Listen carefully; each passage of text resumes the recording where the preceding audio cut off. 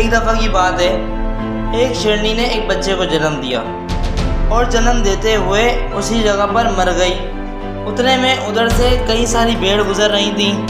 तो शेर का बच्चा जिसने अभी अभी दुनिया में कदम रखा था, वो उन भेड़ों के साथ मिलकर चला गया।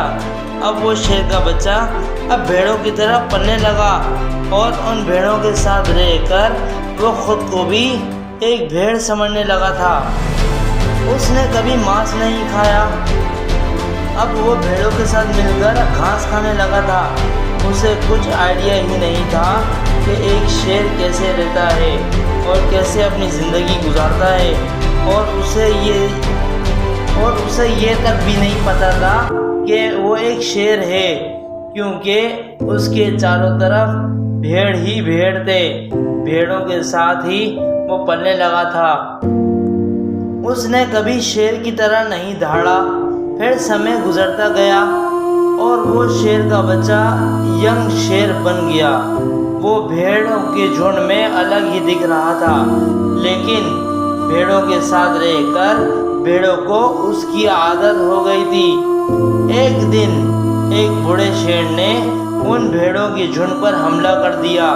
शेर ने भेड़ों के झुंड में उस यंग शेर को देखा तो हैरान हो गया। उसे अपनी आंखों पर विश्वास नहीं हो रहा था। उसने देखा कि एक यंग शेर भेड़ों के साथ घूम रहा है।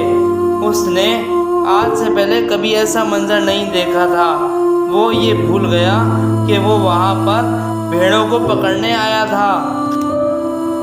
उसने सोचा कि वो उस शेर से बात करेगा और पूछेगा ये सब क्या हो रहा है। उस बूढ़े शेर ने भेड़ों के झुंड पर फिर से हमला किया।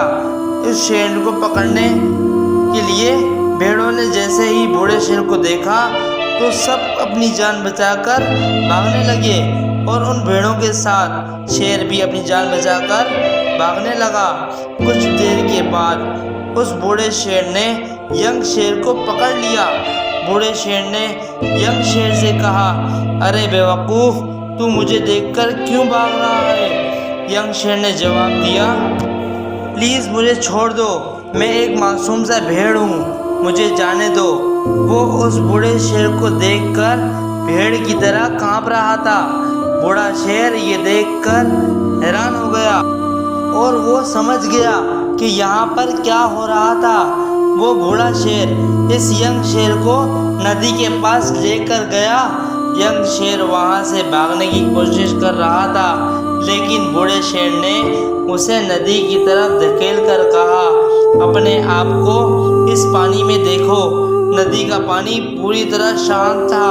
बूढ़े शेर ने यंग शेर से कहा, अपने फेस को इस नदी में देखो, अपनी बॉडी को इस नदी में देखो, मेरी बॉडी को देखो।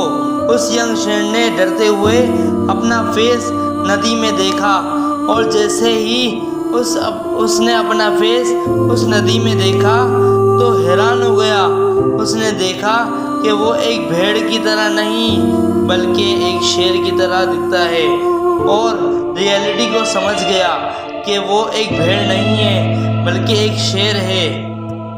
और एक सेकंड के अंदर ही शेर की तरह दहाड़ा। उसकी दहाड़ सुनकर पूरा जंगल कांप गया।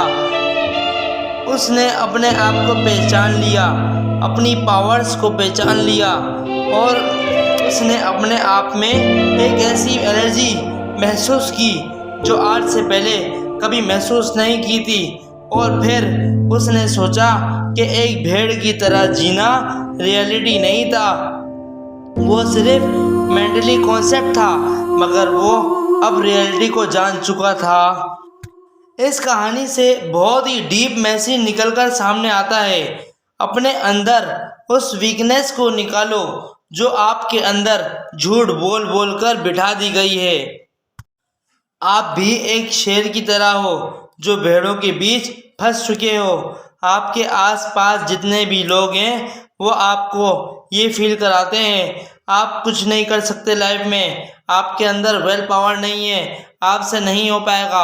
अगर आपने एक चीज़ को ठान लिया, एक चीज़ पे आपने फोकसिंग कर ली, आप दुनिया के अंदर हर चीज़ में तरक्की कर सकते हैं। और जब आपको तरक्की मिलेगी, वही लोग अपनी उंगलियों को दांतों के बीच में दबा कर बोलेंगे, यार हम इसी बंदे को बोला करते थे, आज यही बंदा हमारे से बुलंदी पर पहुंच चुका है।